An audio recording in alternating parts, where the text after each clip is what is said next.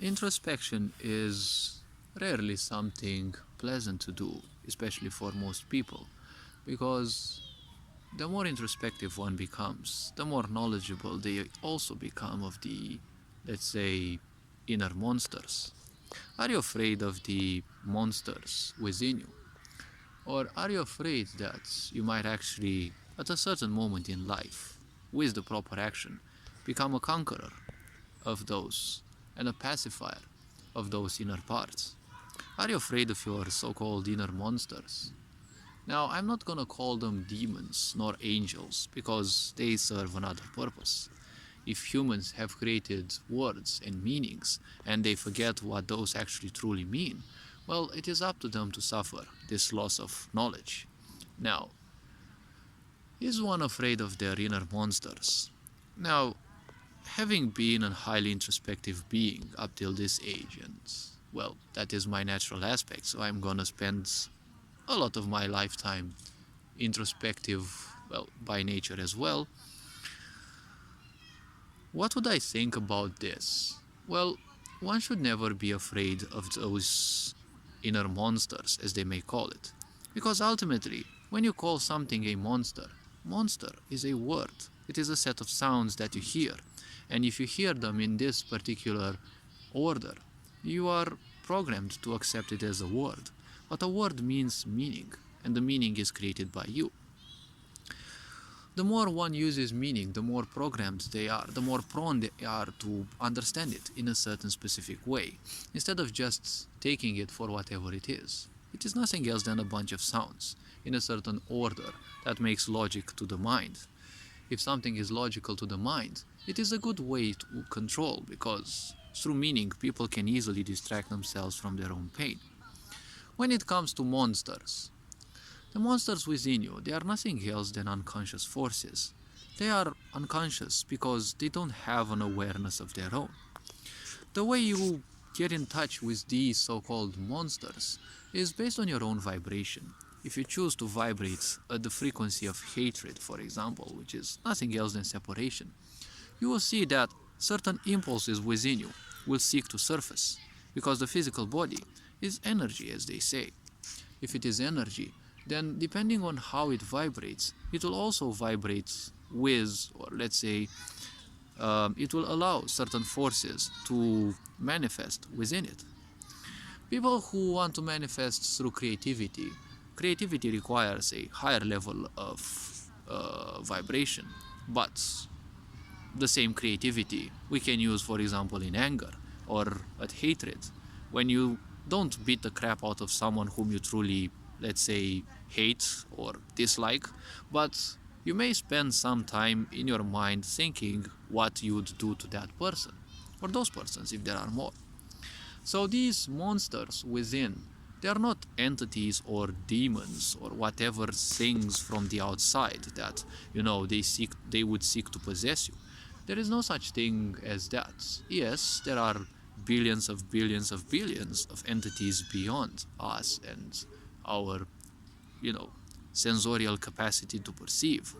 However, ultimately, those beings, they are still energy and they function mostly unconsciously, separated from us. They don't have anything to do with us. They are connected more or less with creation depending on their own karma, but they have their own business. Beings don't simply come and want to possess you. This is kind of too much unga bunga aspects spoken by Westerners. Because we Westerners have this belief that we know everything and science can grasp everything. But science is nothing else but a tool of the mind. And the mind is a tool that we use. It belongs to this physical body. And it will be released in this world along with the physical body when that which you truly are, when that shall leave. Because there shall come a time when this physical body will become incompatible with the life force that we are. So our life will simply leave, and the mind will simply be left here. That is why the science of this world will not be useful to those who have departed. So the monsters that we have are thoughts and manifestations within us that are unconscious.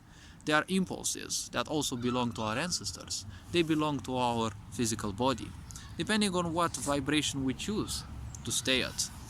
they will seek to manifest, because everything will want to come into fruition, or everything will seek to become one with creation. To relieve yourself from impulses does not mean to destroy those impulses. It means that you become aware enough of your physical body and its energies to reach that level in which those impulses will never affect you. They will still be there, because you cannot strip this physical body of those impulses. They will belong to this physical body. They are part of the rules of physicality. You choose this physical body, you play by its rules. There are multiple dimensions to this body, and each will have its own ideas, impulses, and the such. If you embody in the body of a dog, right, they have certain other rules, more or less, but they still have these principles of physicality, because if you want to hurt them and they feel threatened, they will bite. Every animal does that because it is deeply entrusted and encrusted within their own being. It is the same with us humans. It's just that our awareness can allow us to simply transcend these limitations of nature, because the nature of animals is survival, hence their highly developed senses, because their senses have developed this much for survival. When it comes to us humans, well, we humans have more traits of consciousness. So the point is, our emotions and our energies of the psyche, let's say, can easily turn against us if we don't know how to understand this physical body, if we don't know how to treat this physical body. Because this sex society has always been about destroying these physical bodies, has always been about hatred towards these physical bodies, towards punishing these, towards punishing you who you are. Because through pain, you ensure the meal of some rulers, right? Because there are certain plans, there are certain beings who may orchestrate these all these happenings, because in this universe nothing happens because they just happen to happen. In this world where there is awareness or unconsciousness as well, because, well, both of these exist, consciousness and unconsciousness exist, and they will always leave an imprint. So therefore nothing happens just because it was made to happen. The question is, who was it made to happen by? Because even things that happen in your life, you also have a little choice. If you don't do something, you're still doing something. So the monsters that we call in our lives, the monster under the bed, they are just nothing else than imagination. There is nothing out there that seeks to, inhabit you, or simply, would seek to enslave you or possess you. It is simply nothing else than creations of the human mind. The point is, those monsters, as I call them, those shapeless beings, they are nothing else than vibrations that belong to the impulsive state of the body. Depending on which emotions you allow to control you, they are a very good house.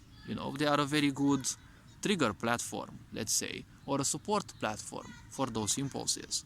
Because you see, when you are truly loving, there are certain impulses that you want to hug other people, that you want to do certain things which they may not like. If you hate people, you will have certain intents, right? They may be criminal, they may be less injurious or something like that. But the point is, all these impulses, you can see, if you get some mastery of this over this body, you will see that they are always in tune with the emotion that you allow to take control over you. Because the emotion and thought are technically the same thing. How you think, how one thinks, right, is the same as how they feel. Because if someone feels miserable and they think good thoughts, well, that's kind of hard to do, because you can think good thoughts to try to calm yourself down and pull yourself out of that. But naturally speaking, if you're feeling down, you will feel down in your thoughts as well. You will think thoughts of being down, right? If someone leaves you, right, they betray you, and you feel down because of that, your mind will be focusing more on that.